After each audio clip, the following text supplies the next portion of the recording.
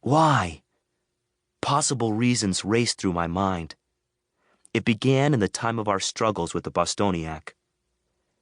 In those days, our family did not live at St. Francis. Like all the others in our little mission village, we came here to seek refuge.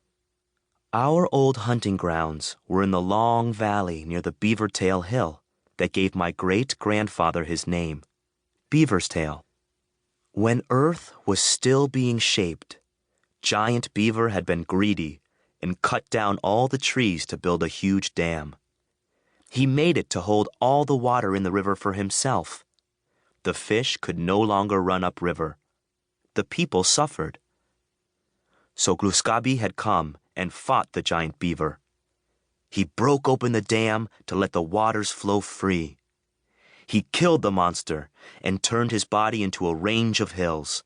Where the dam had been was now a waterfall. It was there, in village below the falls, that my great-grandfather's father tried to greet and welcome the Bostoniac.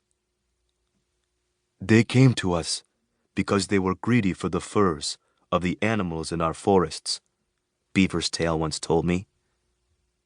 Though stooped with the weight of so many seasons, he was still half a head taller than any other man in our village. People say that my own tall frame is like that of my great-grandfather's. He no longer is among us, having walked the road of stars 7 winters ago, when I was in my own 7th year, but he lived to an old, old age. I remember how the long fingers of his hands curled in upon themselves like 2 pieces of rawhide left out in the sun and rain. He could no longer use a bow or a gun, but was able to carve with a crooked knife. I can still see the strong, easy motions of his hands as he worked on that soft piece of basswood while talking. Small shavings curled off the wood with each word. Though his hands shook, the knife never seemed to make a mistake, and he never cut himself.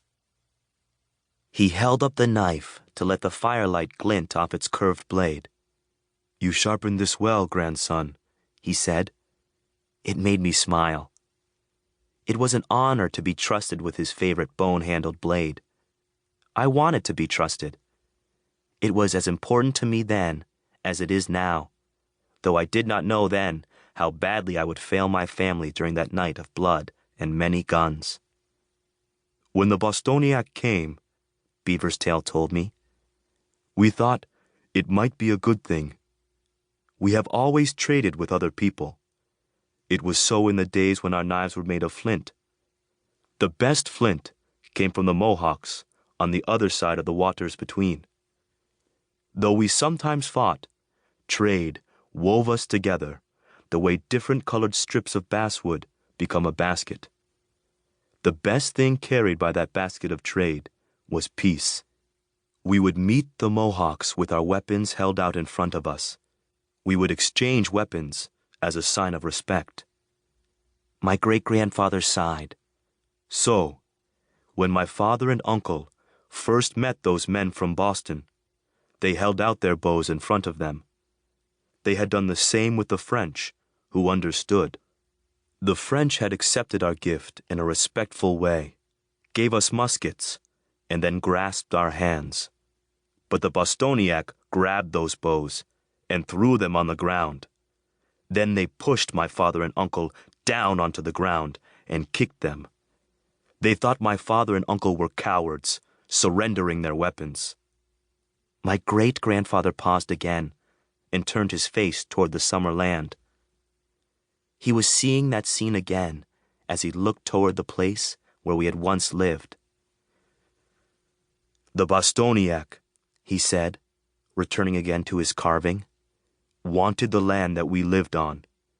They wanted us to either leave our land or be buried beneath it.